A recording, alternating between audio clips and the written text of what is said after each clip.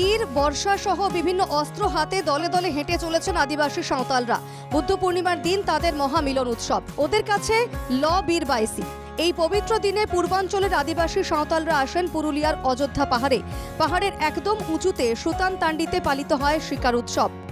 আর হচ্ছে এটা আমাদের একটা জাতিগত বা আদিবাসীদের একটা শিকার উৎসব, যেটা আমরা প্রতি বছর পালন করি। এই বুদ্ধ পূর্ণিমায় এই আনন্দ উপভোগ করতে আসি এই অযোধ্যা পাহাড়ে শিকার হিসেবে। তবে কোনো পশু পক্ষী জঙ্গলে কোনো জীবজন্তু আমরা দেখা হয় না, পুরো গভীর জঙ্গলে ওরা নেমে যায়। সুতানতান্ডির গড়থানে অনুষ্ঠিত হয় বার্ষিক সভা। আদিবাসী সমাজের বিভিন্ন বিষয় নিয়ে হয় আলোচনা ও সিদ্ধান্ত।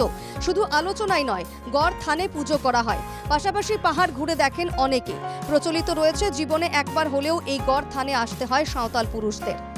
পূজা হয় এখানে গড় ভিতরে, শিব পূজা হয় আমাদের, যেখানে মানসিক করা হয় শান্তি শৃঙ্খলাভাবে যাতে ঘর লোকজন বাড়িতে ফিরে যান, তার জন্য এখানে পূজা পাঠ করা হয়। এসে না এলে এখানে প্রতি বছরই আসতে হবে, এখানে রান্না খাওয়া করতে হবে, সুতানতান্ডি পুরুষ বলে জাগ্রত হবে। আচ্ছা, এটা আপনাদের পরম্পরা? পরম্পরা। অতীতে শিকার উৎসবের দিন শিকার করতেন আদিবাসীরা। অযোধ্যা পাহাড়ের জঙ্গলে বিভিন্ন বন্যপ্রাণী শিকার করা হতো, কিন্তু বর্তমানে বন দফতরের উদ্যোগে তা বন্ধ করা হয়েছে। তরুণ প্রজন্মও শিকার করতে উৎসাহী নয় বলে জানান পুরুলিয়ার ডিএফও অঞ্জন গুহ।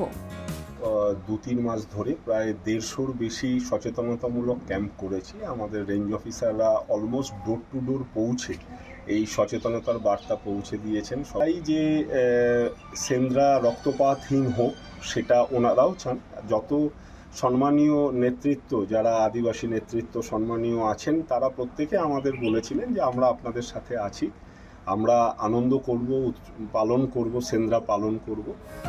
এবার সাঁওতাল সম্প্রদায়ের তরফে আদিবাসীদের শিকার উৎসবে প্রবেশ নিষিদ্ধ করার চেষ্টা করেছিল, কিন্তু প্রশাসনের পদক্ষেপে সেই নিষেধাজ্ঞা থেকে সরে আসেন সাঁওতাল সম্প্রদায়।